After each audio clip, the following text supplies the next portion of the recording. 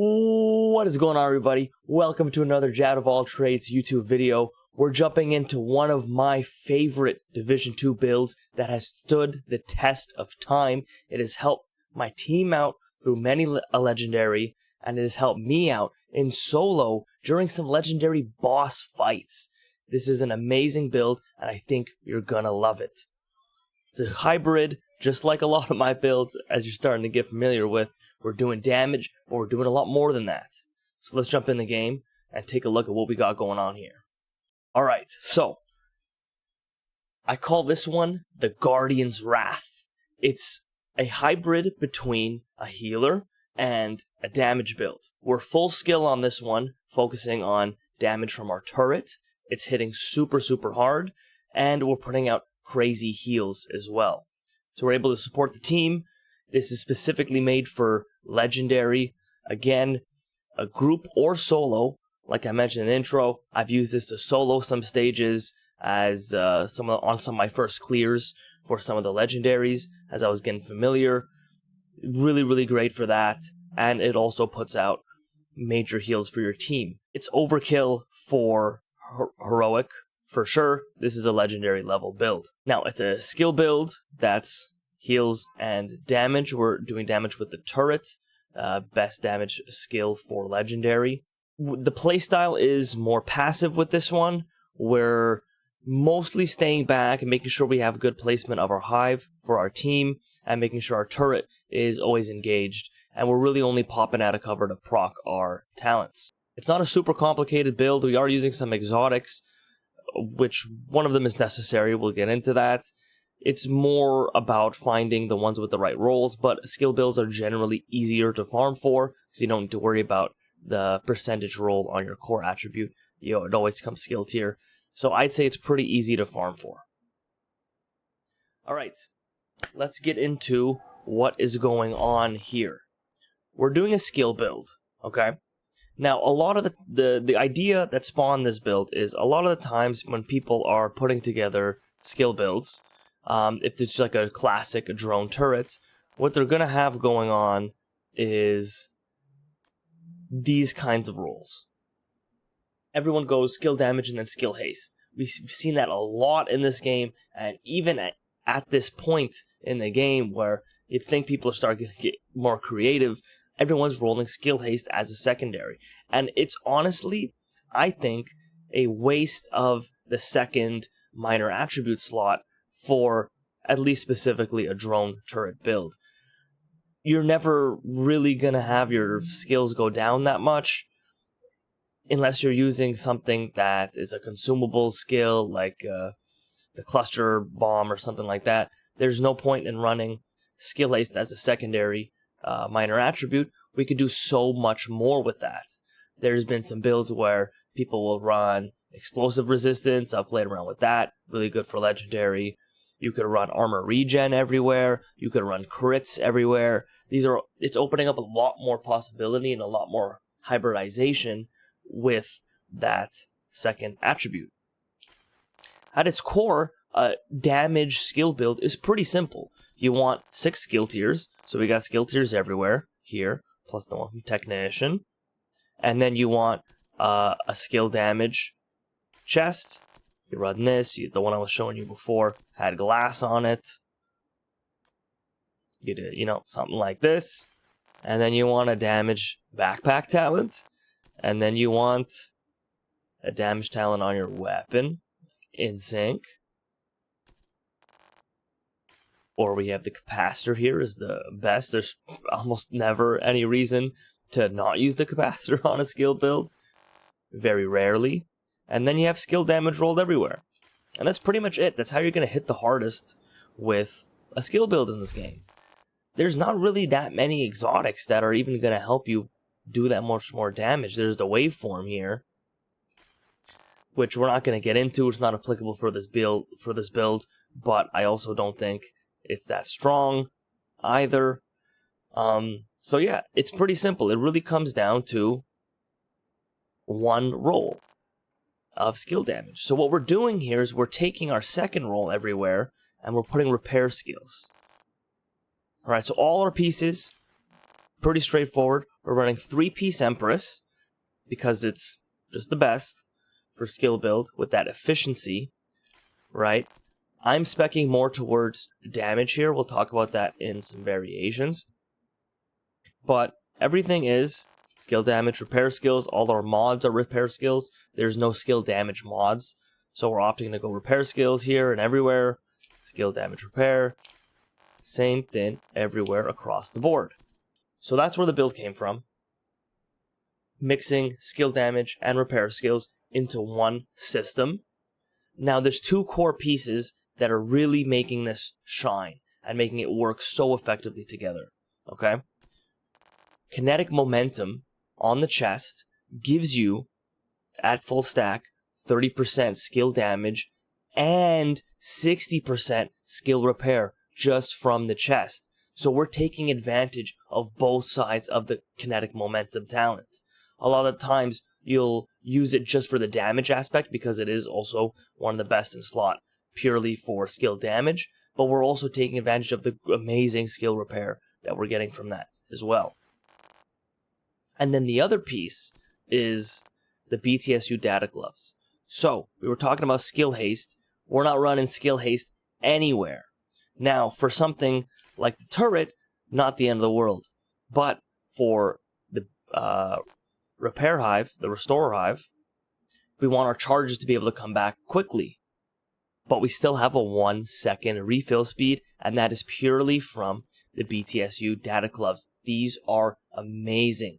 Anytime you're using a hive, BTSU data gloves, baby. They are crazy. You're getting 15% hive skill haste per skill tier. So multiply that by 6, that's a shit ton. Plus, we're getting overcharge capabilities with this as well. Super, super useful for legendary, either to give your team a boost in damage, or more often than not, it's used to refresh your team's revive hives once they've been used because it resets cooldowns, which is super, super effective. So those are the 2 things that we're really playing into here, and then, like you saw, rolling skill damage, repair skills everywhere. Capacitor is just 60% skill damage at full stack. You keep your stacks easy. It slaps. Absolutely amazing. So of course, skill build with Technician, we're running skill tiers everywhere with 1 blue core because we have the skill tier from Technician. You can put that blue anywhere. It doesn't really matter. It's easiest to farm if you're putting it somewhere other than the chest. The backpack always comes with this talent if you're farming for it, so maybe that'll be easier. It's up to you. Put the blue wherever you want. The only piece that can't move is this one. So we're running the Force Multiplier named backpack. That's our only named piece on the build. And then of course we have the exotic gloves. This one is perfect combined arms. It does more damage. You get 30% skill damage instead of 25%. And so for playstyle wise, you want to keep your capacitor stacks up to 40, and you want to shoot every 3 seconds to keep your combined arms stacks up. And that's pretty much it. Your turret is going to be doing all the work for you. Of course, you'll always do more damage if you're also shooting. So get your shots out. But really, we're here to hold the fort down with the hive and get your turret, make sure it's targeting the right targets, and put in the damage from there. Now let's talk about some variations for this setup. There's 2 things I want to touch on here. First is our balance. So we're using kinetic momentum. That's giving us both. There's no decision there. Empress 3-piece is giving us skill damage, skill efficiency, which is helping all the stats. So that's haste, repair, skill damage. Those are the ones we mostly care about, as well as health could be useful. And then it comes down to these other 2 pieces. You can choose what you want to go for here. I'm choosing to max out on damage, so I went for the piece of Wyvern for the skill damage and the named Hannah backpack for perfect combined arms. You could do something like run an Alps 1-piece instead of the Wyvern here. I don't think I have one. But you can run an Alps for the 20% extra repair skills if you want to go more into the healer aspect of the build. You could swap out your backpack for running something with Safeguard, which will boost out 100% repair skills, so you're putting out even more healing for your team. If you're more of the dedicated healer, and that's the role you kind of want to play, I would recommend going with that.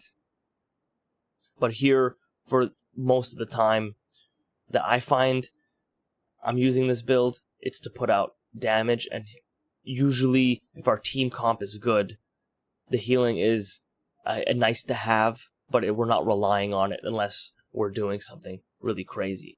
And that's another aspect that I wanted to talk about with healers in Division in Legendary content. There are very, very few instances where you need to have like a dedicated healer. Even in Legendary, even in things like the Incursion or raids, there's, I don't do raids. In Incursion, there's some times where it's nice to have a healer, and there's sometimes where it's necessary, but you don't need to have a max healer all the time. When I say max healer, think Future Initiative, all that kind of stuff with 2 dedicated healing skills, right? For the most part, we clear legendaries, at least the normal ones, without a healer, all the time. Except certain stages like Tidal Basin, boss stage. It's nice to have a healer. For the most part, you don't need one to clear these missions if you have a good team comp and you're putting in good damage.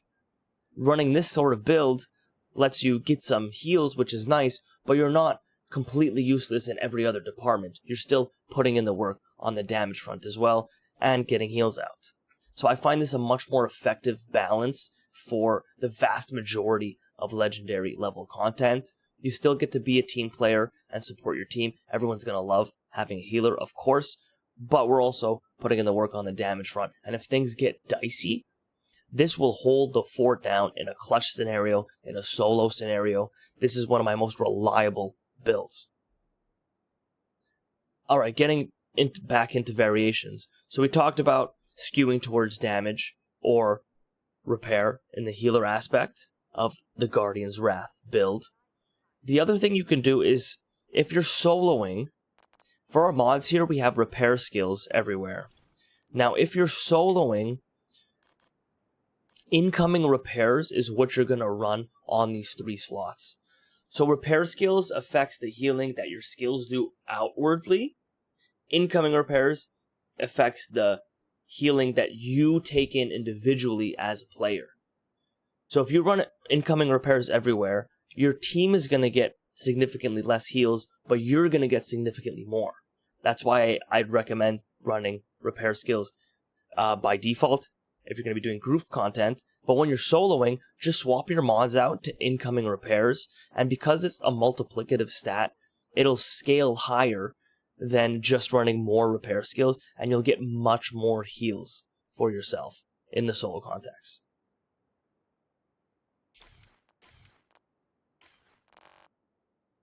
Getting into weapons here, we got the capacitor, best in slot for skill damage. As a secondary, I keep the harmony just in case I run out of ammo. You can swap to this, it's a different weapon type, and it has perfect in sync, so it's the perfect backup weapon to have in ammo situation. D50 with Future Perfect. If you get lucky and there's a red, you can swap your pistol, proc an overcharge. Why not? Alright, that's pretty much it. That's everything I wanted to talk about with this legendary Guardian's Wrath build. It's doing both. You're supporting the team and you're putting in the damage. You will be feared on the battlefield and loved by your teammates. Give it a try. It'll be a staple in your build library for legendary level content. Hope you guys enjoyed. I'll see you in the next one.